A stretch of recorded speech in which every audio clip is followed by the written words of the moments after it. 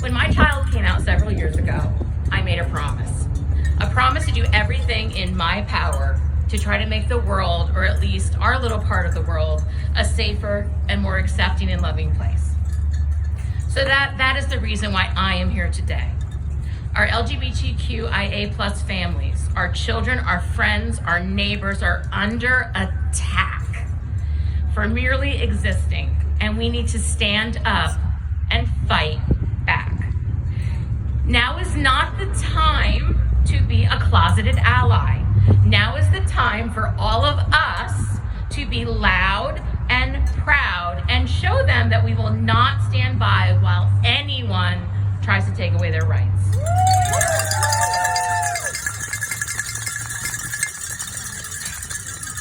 When Roe was struck down, it proved that already decided law that precedents don't matter to this court.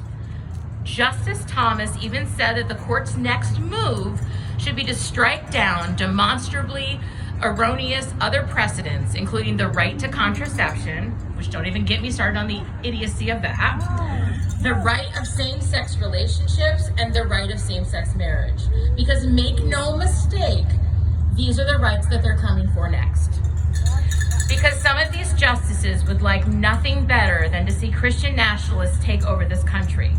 The hell with the Constitution and democracy and freedom. Well, I, for one, am not going to sit by and wait to see if my children become wives or handmaids. The time has come to fight back. Last year, the court sided with discrimination. They sided with a business that didn't want to provide services to a queer couple because it went against their Christian beliefs.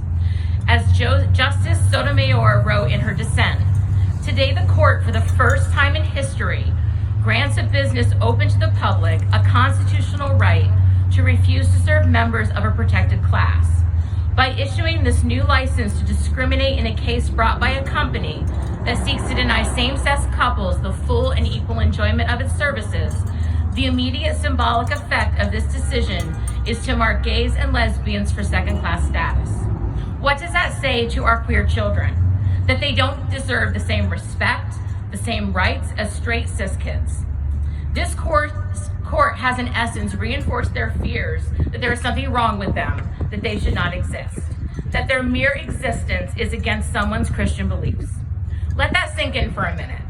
This poor woman would be going against God by designing a website for someone like them. And it is killing them. LGBT kids are more than 4 times as likely to attempt suicide as their peers. The Trevor Project estimates that more than 1.8 million LGBTQ young people seriously consider suicide every year in this country, and there is one attempt made every 45 seconds. And it is not because they're LGBTQ, that is not the reason.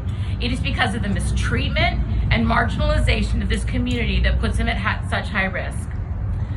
There is another statistic that for transgender teens whose families reject them, they have a 57%, more than half, rate of attempting suicide. But if they have a parent who supports them, that rate is 4%. Our children are being assaulted and bullied, and these anti-LGBTQ attacks are reinforcing homophobia and transphobia. 24% of LGBTQ young people report that they have been physically threatened or harmed, and more than half, 52%, of our queer middle and high school students reported being bullied. Our children are suffering, and that should not be. Next Benedict should be alive right now. We are literally fighting. We are literally fighting for our queer children just to become queer adults. But Justice Gorsuch pushed back, saying, our decision today does not concern, much less endorse, anything like straight couples only. Really? Because I'm pretty sure that's exactly what they did.